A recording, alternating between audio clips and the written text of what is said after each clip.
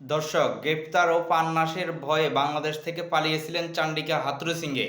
Bangladesh cricket দলের সাবেক এই হেড কোচকে গত বছরের অক্টোবর মাসে বাংলাদেশ ক্রিকেট বোর্ড বরখাস্ত করে। তার বিরুদ্ধে অভিযোগ ছিল বাংলাদেশ জাতীয় দলের এক ক্রিকেটার নাসুম আহমেদকে শারীরিক লাঞ্ছনার অভিযোগে তাকে বরখাস্ত করে বিসিবি।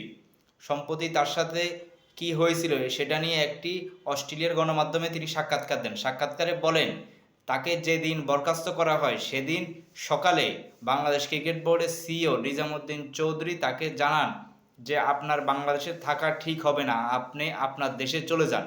তখনই তিনি বুঝতে পারেন যে তার সাথে এমন কিছু একটা হতে চলছে।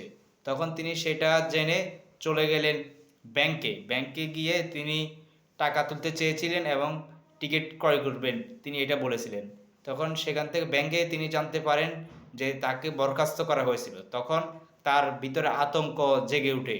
তখন তাকে নাকি যে ব্যাংকে ছিলেন সেই ব্যাংকের এক ম্যানেজার তাকে বলেন যে কোচ আপনার সঙ্গে আমিও যাব, আপনার নিরাপত্তা ঝুঁকি আছে, আপনার সাথে আমিও যাব। তখন ওই ম্যানেজার তাকে হোটেল পর্যন্ত দিয়ে আসে।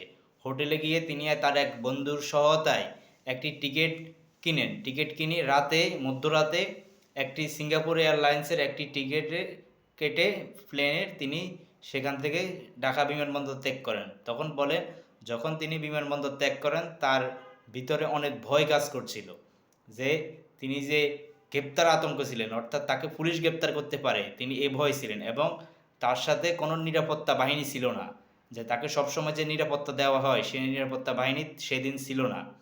তাই তার ভয় ছিল যে সমর্থকদের জনরোষের মুখে তিনি পড়তে পারেন।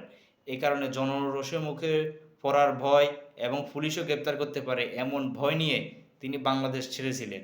বিমানবন্দরে তাকে নিয়ে চলে যায় সেই প্লেনটি। তিনি বলেন যে তখন বাংলাদেশের সাবেক মন্ত্রীদের, অর্থাৎ তিনি আমাদের দেশ সাবেক মন্ত্রী ছিল তাদের কথা বলতেছিলেন। তিনি বলতেছিলেন তখন একটি বিমান থেকে একজন মন্ত্রীকে নামিয়ে নেওয়া হয়। তখন আমারও এই কথাই শুধু মনে পড়ছিল যে আমাকেও যদি নিয়ে যাওয়া হয়, এই ভয় তিনি বাংলাদেশ ছেড়েছিলেন।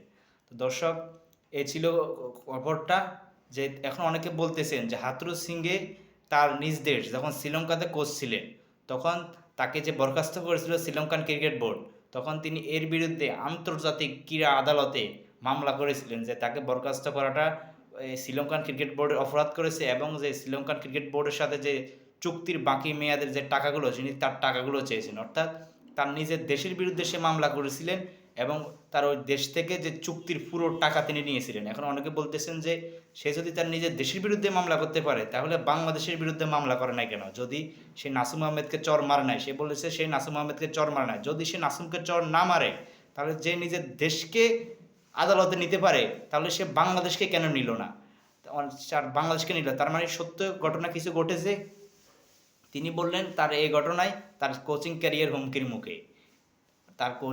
হুমকির মুখে তিনি এই জন্য বাংলাদেশ ক্রিকেট বোর্ডকে দায়ী করেছিলেন। দর্শক, ভালো থাকবেন, ভালো লাগলে ভিডিওটি শেয়ার করে দিবেন। আসসালামু আলাইকুম।